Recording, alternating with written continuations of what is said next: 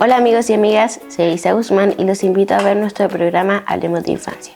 El propósito de este programa es dirigir desde nuestra mirada como niños, niñas y adolescentes, temáticas en torno a ser escuchados.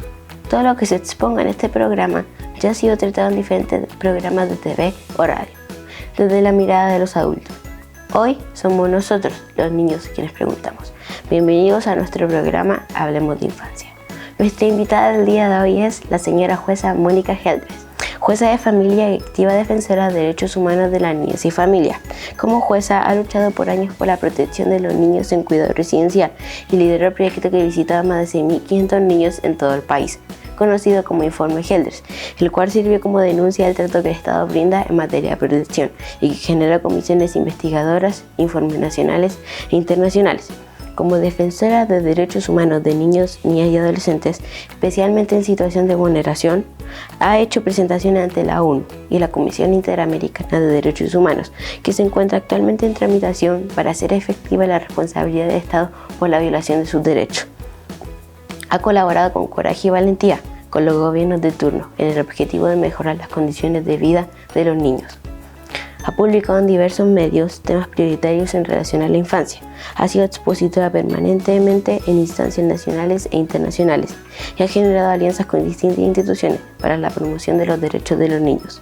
Ha acompañado a parte de la sociedad civil, especialmente a egresados del ETSENAME.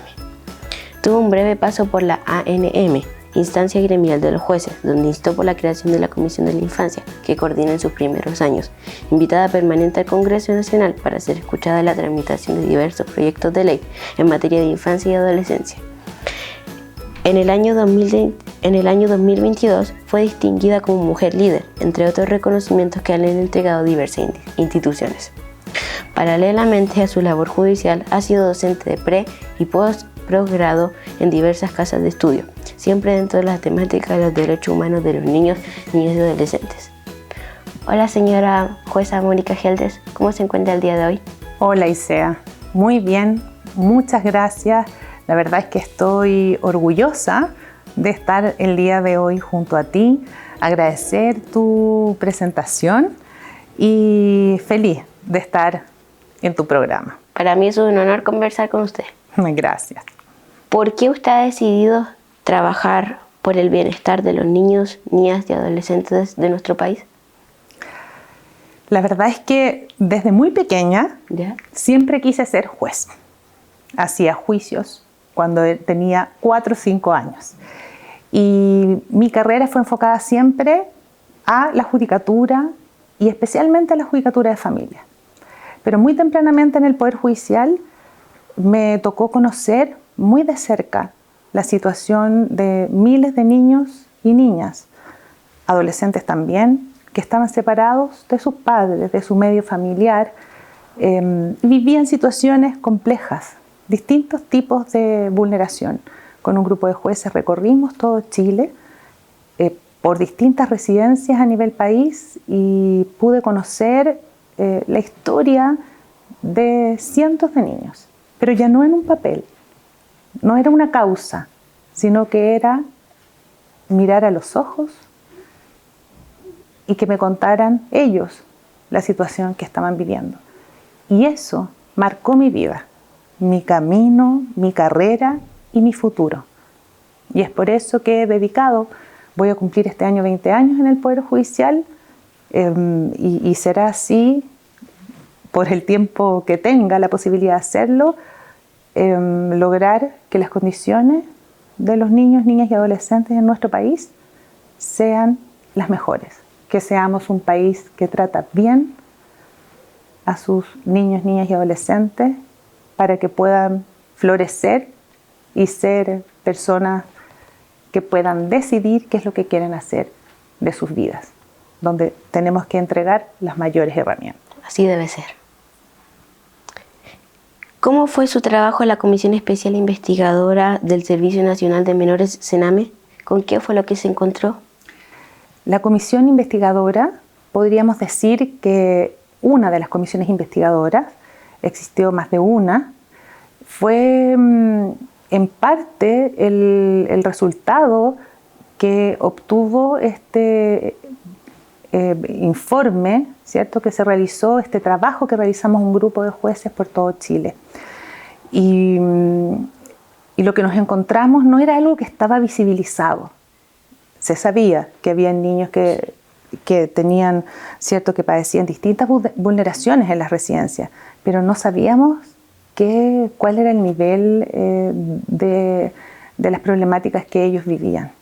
Entonces, los resultados de este informe comprometen además no solo a situaciones que viven los niños, sino que los garantes, aquí hay distintas personas que estaban obligadas a hacer, digamos, a tomar medidas para mejorar la vida de los niños, que no estaban haciendo lo que les correspondía.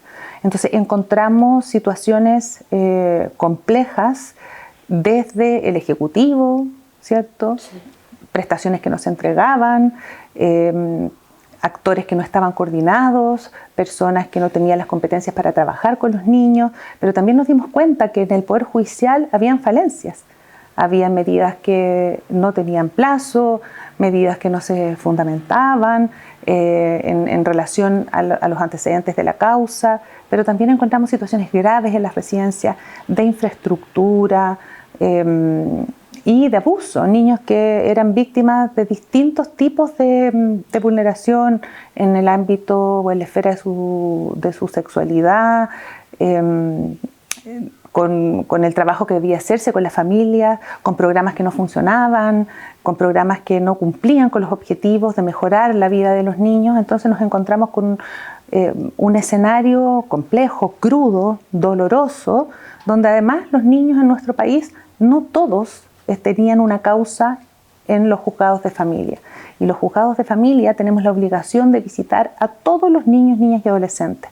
Entonces nos dimos cuenta que no todos tenían causa, que no todos tenían su situación de salud al día, su situación de educación, y esos resultados visibilizados finalmente es lo que comienza, a mi juicio, un camino de comisiones investigadoras, de informes de distintos organismos que van concluyendo más o menos lo mismo, ¿no? Que el cuidado que el Estado entrega a los niños a los que se separa de sus padres y de su familia no es el mejor, y que en muchas ocasiones es el propio Estado el que vulnera. Así es. Sí. Un objetivo de la Comisión Especial Investigadora del Servicio Nacional de Menores fue que cada región tomara conocimiento de las situaciones particulares de cada niña o adolescente. ¿Ese objetivo se logró? En parte, diría yo, porque cada vez que visitábamos una región, los resultados obtenidos en esa región no es lo mismo los problemas que se enfrentan Arica, por ejemplo, con Punta Arenas, ¿no? Las situaciones son distintas conforme los lugares en que uno vive, ¿no? Se enfrenta problemas de drogas y alcohol, a lo mejor en lugares como Arica o Punta Arenas, que era más podíamos encontrar más de aquello que los problemas que podrían haber en el sur, ¿no? Donde hay mucho frío, donde las residencias tampoco tenían las condiciones para atender bien a los niños. Y entonces en cada región se realizaba un pequeño encuentro con los jueces de la región, donde compartíamos cuáles eran las conclusiones que habíamos obtenido o habíamos visibilizado en cada región. Eso en parte se cumple, pero no se cumple luego de sistematizada la información, ¿ya? Porque los jueces se desplegaban en las regiones, llenaban unas fichas con la salud, con la educación de cada uno de los niños, y luego eso resultó en conclusiones. Entonces podríamos decir, en Arica hay tantos niños en esta situación, y esa parte del trabajo finalmente no se logró, no llegó ese informe a las regiones. Ya, perfecto. ¿Hubieron mejoras cuando se dio a conocer el informe de la luz? Por ejemplo, en el sur, la residencia algunas no tenían las condiciones aptas para que los niños vivieran por el frío. ¿Hubieron mejoras? Sí. ¿Mejoras? el trabajo en sí, mientras se iba desarrollando, iba generando que se solucionaran ciertas cuestiones que eran complejas y factibles de solucionar en el momento. Por ejemplo, niños, niñas y adolescentes que se ingresaban a las residencias sin plazo, a las medidas comenzaron a ponerse plazos a las medidas, y otros problemas particulares que iban sucediendo, se iban denunciando, y esos se fueron modificando en términos de cada niño, ¿no? Distinto a lo general, pero claramente ese trabajo de partida implicó que todos los niños, niñas y adolescentes de nuestro país tengan una causa en el sistema y estén contados, si se puede decir de una manera. O sea, todos los niños están visibilizados y tienen una causa. Y eso es un gran logro de ese proyecto inicial. Usted estuvo hace un par de años en el CREAT Pudahuel. ¿Qué fue lo que constató? Ahí es donde la verdad te golpea muy fuerte, ¿no? Porque si bien es cierto, casi 10 años atrás habíamos visibilizado situaciones críticas en los niños, como niños que no tienen la posibilidad de tener algún médico en términos de salud mental, o niños que atentaban, ¿cierto?, contra su vida, niños que estaban en consumo de drogas y alcohol, niñas también vulneradas y en explotación. Eso que habíamos encontrado hace muchos años atrás se repetía, pero se repetía además agravado porque habían pasado 10 años. Entonces los niños que me tocó ver en el CREAT Pudahuel eran niños que, claro, uno podía decir, es algo que ya vi, ¿no?, hace 10 años atrás, pero era mucho más fuerte, porque los niños estaban mucho más complicados en sus trayectorias de vida que hace 10 años atrás. Entonces eran niños que podían partir o que encontrábamos que habían sido ingresados a los 8 o 10 años, y pasados 7, 8, 10 años después los niños estaban en situaciones mucho más graves y en riesgo muchas veces de vida. Entonces eso golpea fuerte porque si yo separo a un niño de sus padres para ingresarlo a una residencia, para ingresarlo ahora a estas residencias familiares, es para que el niño esté mejor que como estaba junto a su familia, ¿no? Y quiere decir además que yo hice todo lo posible y apoyé a esa familia para alentar a esos padres a mantener la guarda. Y no lo logré. Y por eso es que el Estado, como última instancia, separa a los niños de sus familias, de sus comunidades, y lo ingresa a esta residencia. Entonces, si lo ingreso a estas residencias, ¿es para qué? Para que estén mejor que como estaban junto a sus padres. Y eso es lo que en muchos casos no es así. Señora Mónica, ¿qué pasa con los niños que desaparecen de los centros de Sename? ¿Hay cifras? Esa es una pregunta bien difícil. Primero, comentarte que Chile tiene un problema de datos. Se nos ha observado que nosotros tenemos que tener información, tenemos que tener estadística en relación a la situación en que se encuentran los niños. Y ese es un problema que hasta el día de hoy, sin perjuicio que se nos ha observado internacionalmente, no hemos solucionado. Entonces, ¿qué ocurre con los niños que se fugan, por ejemplo, de lo que eran los CREAT o de las residencias de los organismos colaboradores, de los privados? Se fugan y pueden permanecer meses, ¿cierto?, fuera, en situación compleja, con todos los riesgos que trae aparejado la calle, muchas veces. Entonces, ¿qué es lo que debería existir? Si un niño se fuga de una residencia y yo otorgo una orden de búsqueda y recogimiento, ese niño debería ser permanentemente monitoreado, ¿cierto? Deberíamos verificar, buscar dónde está, y eso pasa mucho, que pasan meses y los niños finalmente desaparecen, si se quiere. Algunos cumplen la mayoría de edad y ya no son resorte de los tribunales de familia, que tenemos esa competencia, otros no se encuentran, y las cifras varían dependiendo de las distintas instituciones que las tienen. Carabineros tiene un número, los tribunales de familia tienen otro número, ¿no? Así que es bien difícil poder entregar un número cierto de los niños que están en abandono de las residencias, con orden de búsqueda y recogimiento, y la situación en la que se encuentran además. Eso es algo que estamos al debe, pero son cientos los niños que se encuentran en esa situación, si no miles. Perfecto. ¿Qué pasa con las personas que egresan de hogares de menores? Bueno, ahí tenemos otro problema profundo como país. Nosotros no tenemos una ley como existe en Argentina, que se llama Ley de Egreso Asistido. Y esta ley permite que cuando un niño preparar, ¿cierto?, el egreso de un adolescente, y se le entrega un apoyo biopsicosocial, es decir, se le entrega un lugar donde pueda estudiar, se le entrega los recursos para que pueda hacerlo, también en el ámbito de la salud, en todo ámbito de vida, como lo haría en los padres. Los padres, nosotros tenemos la obligación, ¿cierto?, de entregar alimentos a nuestros hijos, ¿cierto?, hasta que cumplen la mayoría de edad. Claro, y si siguen estudiando, también tenemos la obligación finalmente hasta los 28. No debería ser. ¿Y qué significa eso? Es un apoyo. Si no viven con los padres, bueno, los padres estamos obligados a este apoyo. ¿Para qué? Para que él pueda salir adelante, para que los niños puedan salir adelante, estudien. Y ese apoyo no lo tienen los niños que egresan de este nuevo servicio ahora de protección.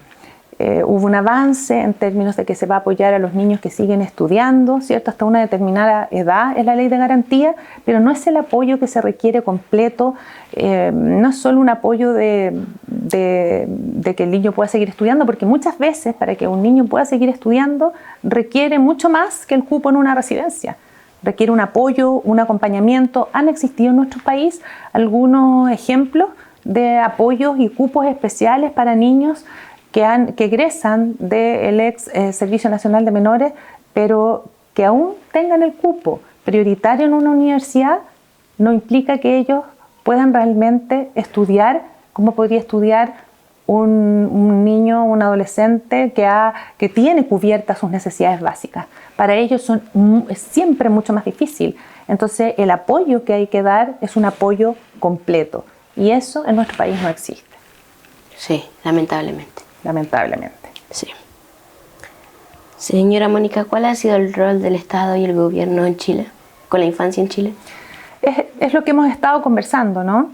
En relación al motivo de la entrevista y a los niños que están separados de su medio familiar y comunitario, vemos cómo los distintos poderes tienen roles, ¿no? En el caso del Ejecutivo, está a cargo del Ministerio de Desarrollo Social el nuevo servicio, que es el que entrega las prestaciones que los niños requieren, tanto si están separados de su medio familiar y comunitario, como aquellos que tienen prestaciones en el ámbito, en lo ambulatorio, digamos, ¿no? Entonces, hay obligaciones que tiene el Ejecutivo, por cierto el Legislativo, y también el Poder Judicial. En Chile, a diferencia de otros países, todas las causas de vulneración de derechos las conoce el Tribunal de Familia, ¿no? Entonces, el Tribunal de Familia no solo ve aquello que es grave vulneración de derechos, por ejemplo, un niño que es víctima de violencia, ¿no? O que en definitiva se traduce en los niños que deben ser separados de su familia y de sus padres. En Chile se ve todo por los tribunales de familia, y entonces como los jueces ven todas las materias, muchas veces se pierde lo que es realmente importante de lo que no lo es.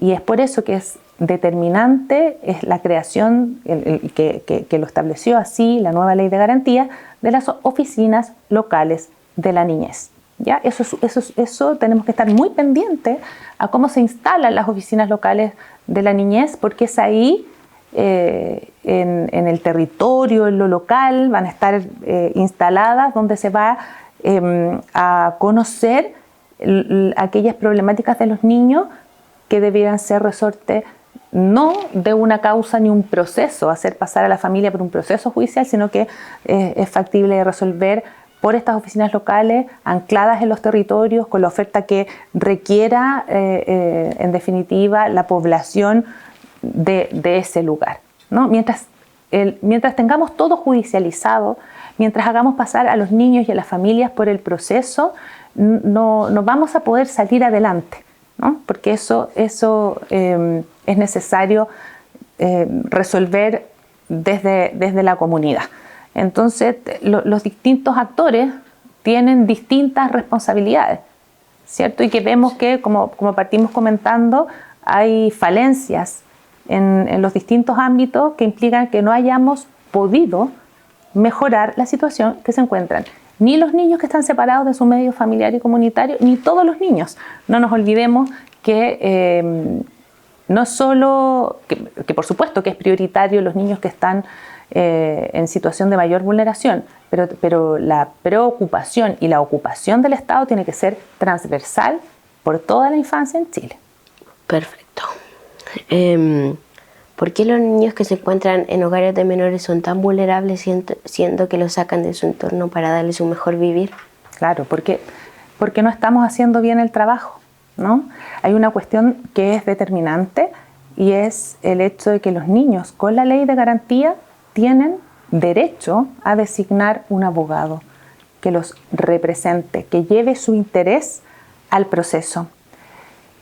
Tenemos niños sin abogado con curador, que es una figura distinta, pero además en las causas de medidas de protección, los padres, no existe obligación de que los padres tengan abogado, o no existía.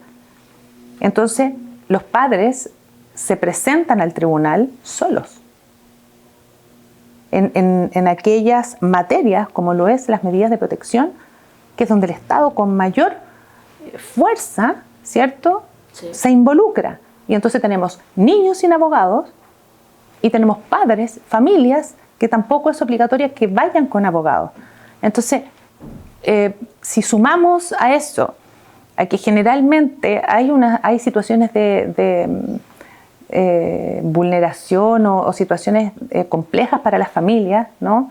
Que no tienen todos los recursos, es distinto. Si las familias tienen recursos, contratan el abogado y van con abogado, es distinto a las familias que es más difícil que puedan acceder a un abogado. Entonces se enfrentan a un procedimiento judicial sin apoyo técnico y los niños sin poder designar muchas veces el abogado cuando así incluso lo han pedido. Entonces ahí tenemos un problema que es vital resolver, ¿no? Porque finalmente la palabra o la sentencia del juez de familia es la última palabra, si se quiere. No hay un control de lo que el juez resuelve. Y eso lo necesitamos rápidamente modificar para poder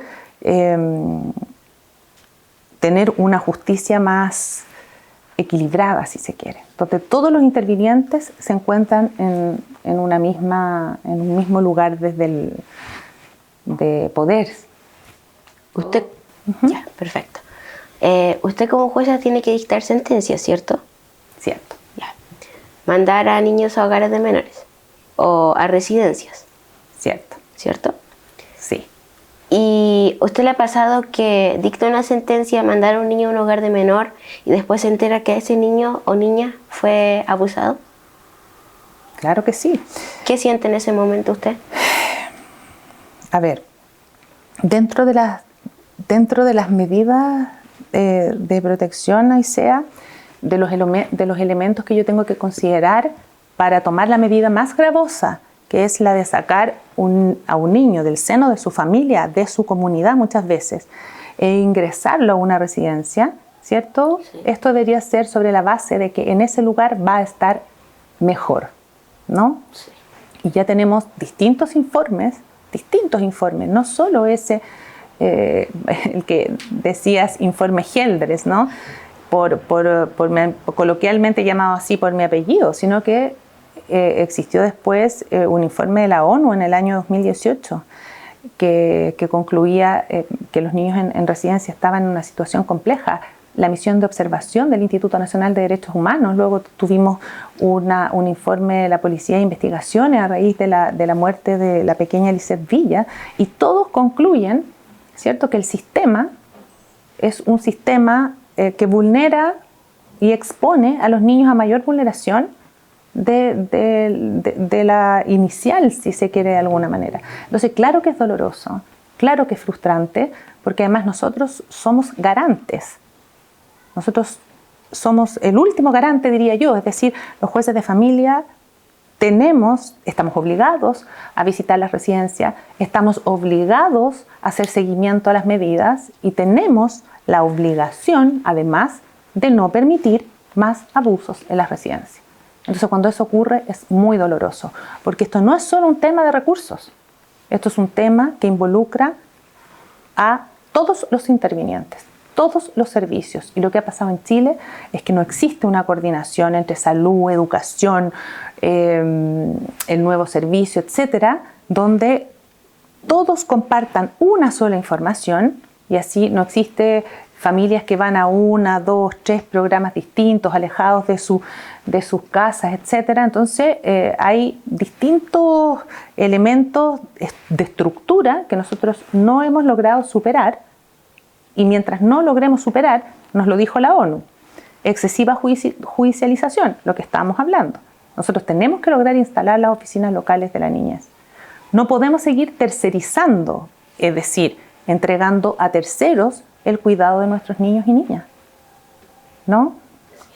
Y esas cuestiones fundamentales las tenemos que resolver, porque si no, no vamos a poder lograr la mejora que los niños, que el Estado está obligado además porque nosotros hemos ratificado la Convención de los Derechos del Niño, y el Estado se ha obligado en materia de infancia, y los niños tienen una protección reforzada por ser personas y por ser personas menores de 18 años.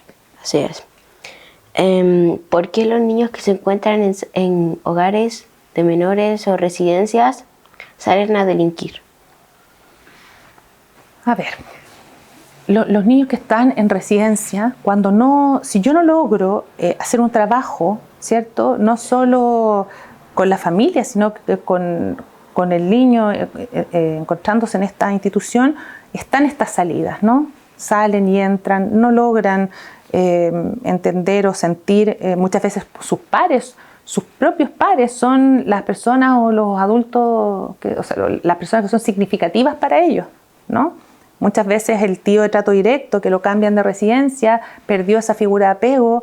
Los tíos de trato directo no tienen las herramientas, las residencias no cumplen con los estándares que requieren, entonces se genera, y además con una familia en situación a lo mejor compleja, se genera en los niños y adolescentes ir y venir de algunas residencias. ¿Y qué pasa cuando yo salgo a la calle y me quedo muchos días en la calle? Tengo que sobrevivir de alguna manera, ¿no? Sí. Y entonces ahí empieza el encuentro con pares, ¿cierto?, no adecuados, y a veces digo, no, es mejor estar fuera de la residencia que dentro de la residencia, y empiezo a conocer una realidad distinta. Comienzo a conocer la droga, ¿no? Veo que a lo mejor es más lucrativo. Puedo tener las zapatillas que quiero. También tenemos la droga ingresando a muchos lugares de nuestro país, donde con dinero voy, ¿cierto?, no comprando, pero si hay un adolescente que está en una situación crítica, por ejemplo, su familia está pasando por una situación compleja de salud, etcétera, a lo mejor el camino más fácil el que me ofrecen algunos, ¿no? Mira, si tú haces esto o esto otro, es factible que tenga posibilidades tu familia de... o tus zapatillas y así. Entonces, si nosotros no logramos tener un piso de protección social, si no logramos mejorar el trato que le damos a los niños, va a seguir pasando esto, ¿no? Que se van de las residencias por meses fuera y tienen que sobrevivir y lo que sabemos nosotros que la calle es dura. Exactamente, la calle es dura. ¿Por qué hay tanta espera en la salud pública para que puedan atender a aquellos niños que son vulnerables? Ay, bueno, la salud es un tema transversal, ¿no?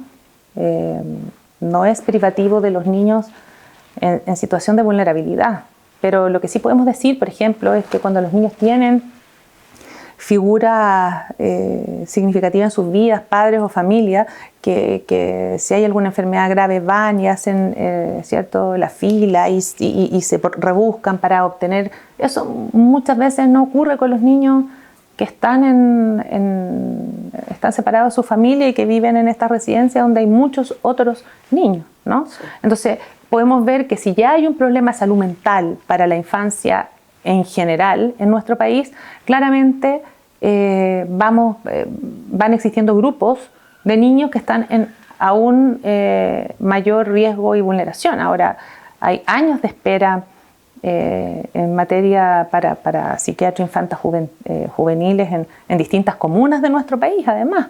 Entonces, es algo que se agudiza, sí, en los niños en el sistema residencial. ¿Por qué los niños institucionalizados no reciben una buena educación? Otro problema que es transversal en nuestro país, no privativo de los niños en el sistema residencial. Hemos hablado bastante, se ha hablado en estos últimos años de la educación en nuestro país, de la salud en nuestro país, pero si tuviéramos que poner el foco en los niños que están separados de su medio familiar y comunitario, yo podría decir que además existen otros factores que lo hacen más complejo. Por ejemplo, que para el propio niño, la educación formal no constituye una forma que vean ellos o que visualicen ellos para poder salir adelante, ¿no?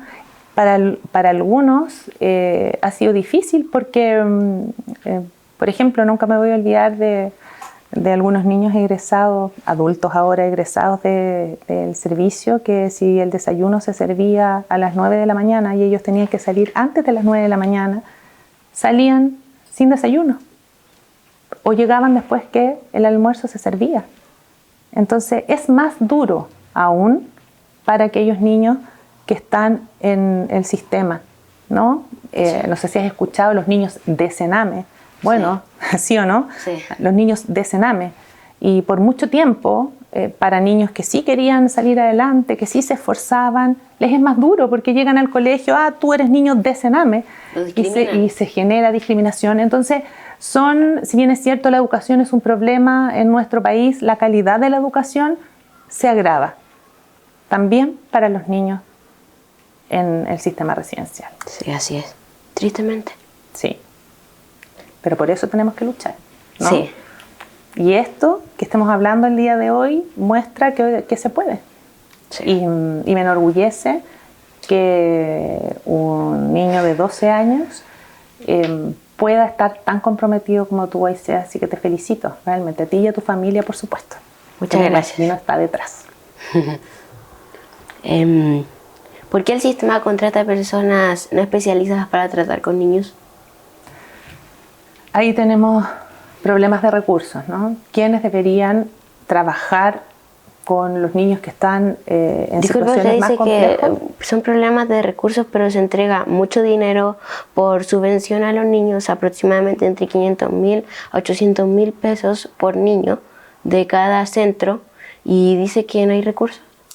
Claro, ahí tenemos que distinguir, hay distintos montos que se pagan, sí. ¿Cierto? Ya sea por es un aproximado a lo que yo claro. Yo ahí diría, Aisea, que yo soy del parecer que hay que modificar la ley de subvenciones. Sí. ¿Ya? Nosotros tenemos, como dijimos, tenemos tercerizada el cuidado de los niños. se paga por niño atendido, no tenemos programas basados en evidencia de resultados. Entonces, si hay un programa que lo hace mal, ese programa no podría volver a hacerlo, ¿no? Y nosotros tuvimos mucho tiempo residencias con subvención de emergencia, es decir, que no cumplen con los estándares, pero siguen funcionando. Y la verdad es que tenemos que hacer toda una reestructuración de cómo se entregan los recursos, de cuáles son los incentivos para la entrega y cuáles son los requisitos que deben cumplir las instituciones que trabajan con niños para que puedan volver a tener nuevamente o ganen esa licitación. Y lo que finalmente se le termina pagando, por ejemplo, a los tíos de trato directo es muy poco. Entonces, muchas veces no tenemos, sino la mayoría de las veces, a los profesionales idóneos trabajando porque no se paga conforme a esa expertise. Y muchos jóvenes hacen la práctica cuando estamos hablando de niños que requieren de los profesionales más idóneos con que cuente el país. Porque hay muchos niños que además no son víctimas de una situación de vulneración, ¿no? Han sido víctimas de muchas vulneraciones en su vida y en sus trayectorias de vida. Y por eso es que es tan importante el estudio de las trayectorias de vida de los niños. Porque viven un sinfín de vulneraciones y el trabajo que hay que hacer para apoyarlos y para que puedan salir adelante es un trabajo de joyería que no tenemos y que dura años. Y en eso tenemos que seguir trabajando también. Así es. ¿Qué caso a usted le ha tocado conocer y no se ha podido olvidar? Muchos. ¿Cómo cuál? Muchos. Yo cuento siempre que uno de los que más me ha marcado ha sido el de una niña que no se atrevía a dormir en las noches y que prefería dormir parada para que no fuera víctima de algún abuso o de algún delito, ¿no? Recuerdo siempre un papá que por esas cosas de la vida, somos muchos jueces en los 4 tribunales de familia de Santiago, y me tocó en distintos periodos el mismo papá. Entonces yo la primera vez le dicté una resolución donde ingresaba a su hijo que había empezado a dejar el colegio, estaba con un problema inicial de consumo, y lo ingresé a un programa. ¿Ya? A los 6 meses vuelve el mismo papá y yo le digo, ¿pero por qué está acá de nuevo? Si yo ya lo mandé. No, es que no estoy en lista de espera, mi hijo nunca fue, pero mi hijo ya tiene rezago escolar y ya tiene un consumo más complejo de drogas. Entonces dije, esto no puede ser. Entonces ahora tomé el teléfono, me aseguré que tuviera la prestación y me volvió a tocar a los meses después. Y su hijo se había ido de la casa, había dejado el colegio y bueno, hasta que lo seguí, todavía no era encontrado. Esas son las cosas y así muchos otros casos, que te marcan, sí, pero que también te dan la fuerza para seguir adelante. Sí. ¿Para usted qué significa la palabra infancia? ¿O para usted qué es la infancia? Para mí es, como te decía, mi misión de vida. Que en términos generales todos los menores de edad puedan desarrollarse y tener todas las herramientas para tener una vida plena. Si nosotros dejamos a nuestros niños, niñas y adolescentes atrás, no les entregamos las herramientas, ¿qué tenemos? ¿Qué futuro tenemos? No tenemos futuro, ¿no? No tenemos futuros porque ustedes son nuestro futuro. Tú eres parte de nuestro futuro. Y estamos obligados como país, nos hemos obligado internacionalmente a entregar todas las herramientas para que ustedes puedan ser personas plenas. Y para eso tenemos mucho que hacer, por supuesto, y todos los garantes tienen que ponerse las pilas para que ellos sean. La infancia es nuestro futuro y tenemos que entregar y cumplir, porque tampoco es algo que nosotros, si queremos lo hacemos o si queremos no. No, estamos obligados a entregarles a ustedes todas lo necesario desde el ámbito salud, educación, para que puedan ser personas plenas, exitosas en la vida. Le invito a que realicemos un juego. Acepto. Ya, perfecto. El juego consiste en que yo le digo una palabra y usted dice lo primero que se le vaya a la mente. Ya. Ejemplo, céname. Dolor. Salud. Privilegio. Garante. Protección. Familia. La vida. Tu núcleo. Amor. Familia. Hijos. Hoy, lo más importante en la vida era una palabra, me equivoqué. No importa, tranquila, no se preocupe. Metas. Que Chile sea un país que cuida a sus hijos. Educación. Calidad. Protección. Unión. Libertad. Para ello. Oh, libertad. Condiciones materiales para ello. Infancia. Nuestro futuro. Justicia. Nuestra obligación. No lo cumplí, era una palabra. Tranquila, no se preocupe. Le agradezco a Dios por esta oportunidad que me concede de poder conversar con usted. Ha sido un honor. Le agradezco por aceptar. Que Dios le bendiga grandemente. Gracias a ti, Aisea. Me emocionaste. También le quiero agradecer por todo lo que ha hecho por los niños de nuestro país. No, gracias a ti porque esto demuestra que se puede. Esto demuestra que hay niños que están interesados en sus hermanos, en su, ¿cierto? En todos los niños menores de 18 años que muchas veces se dice que no saben, son niños en construcción. No, tú eres un ejemplo de un niño que se interesa por mejorar la vida de otros. Así que de verdad me siento sumamente orgullosa de que hayas pensado que entrevistarme era algo importante para tu programa. Así que muchas gracias. Igualmente. Oh.